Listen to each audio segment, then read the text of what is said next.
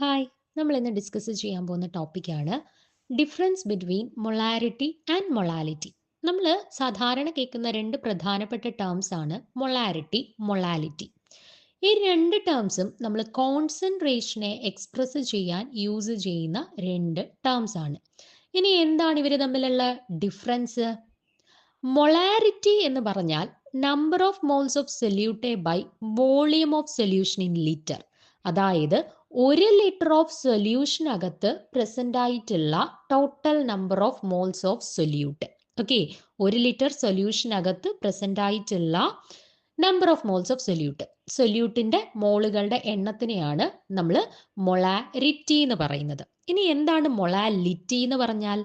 Molality means number of moles of solute by mass of solvent in kilogram. അതായത് 1 kilogram of സബ്സ്റ്റൻസിനകത്ത് അടങ്ങിയിട്ടുള്ള number of moles of solute.